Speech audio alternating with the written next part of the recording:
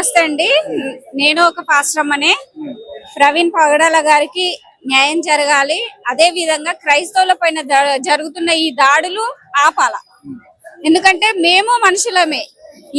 హిందువులకి కానీ లేక ముస్లిమ్స్ కి కానీ ఎంత స్వేచ్ఛ ఉందో మాకు కూడా అంతే స్వేచ్ఛ ఉంది కదా రాజ్యాంగంలో. మరి మేమెందుకు ఈ రకంగా హింసకు గురవ్వాలా? ప్రభుత్వం ఎందుకు మా పట్ల ఇంత వివక్ష చూపిస్తుంది? ప్రభుత్వం ఎందుకు స్పందించట్లేదు? ప్రభుత్వం ఈ విషయంలో స్పందించాలి. ఒక పూజారి గారి మీద చిన్నది దాడి జరిగితేనే మన ప్రభుత్వం మొత్తం దిగొచ్చింది. సెలబ్రిటీస్ వచ్చారు, అందరు వచ్చారు.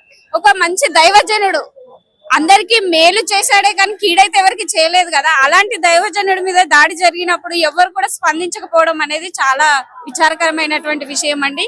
ఈ విషయంగా మేము చాలా బాధపడుతున్నాము. క్రైస్తవులముగా మేము కూడా ఈ విషయంలో ప్రభుత్వాన్ని రిక్వెస్ట్ చేసేది ఏంటంటే క్రైస్తవులను స్వేచ్ఛగా బ్రతకనివ్వండి అంతే.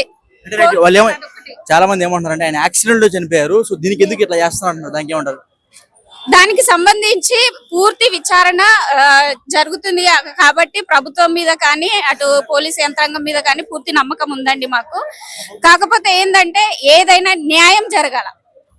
అన్యాయంగా ఎవరు కూడా బాధపడకూడదు. ఆ కుటుంబం నష్టపోయింది ఎవరైతే పూడ్చలేరు కాబట్టి ఆ కుటుంబానికి న్యాయం జరగాలి. అలాగే క్రైస్తవుల పట్ల ఈ దాడులు ఆపబడాలి. దాడి మీరు ఎవరు చేశారనుకుంటున్నారు? అది మేము చెప్పలేమండి. ఎందుకంటే ఒకరిని నిందించే స్థితి అయితే మాది కాదండి. ఎవరు చేశారు అనేది అది ప్రభుత్వం నిర్ణయిస్తారు. అదేంది పోలీస్ యంత్రాంగం నిర్ణయిస్తారు. మీకు కొన్ని అనుమానాలు వ్యక్తమవుతూ ఉంటాయి కదా, ఆ అనుమానాలు చెప్పండి. అనుమానాలని ఏం లేదండి. చూస్తే ఆయన బాడీని చూస్తే అదైతే గాయాలతో ఉన్నది కాబట్టి అది నిజంగా లిటరల్ గా అది యాక్సిడెంటా లేకపోతే అది దాడి చేశారా అనేది మనకు తెలియదు కదా. తెలియంది మనం ఒక ఒపీనియన్ కి రాలేము కాబట్టి దాని గురించి నేనేం చెప్పలేనండి.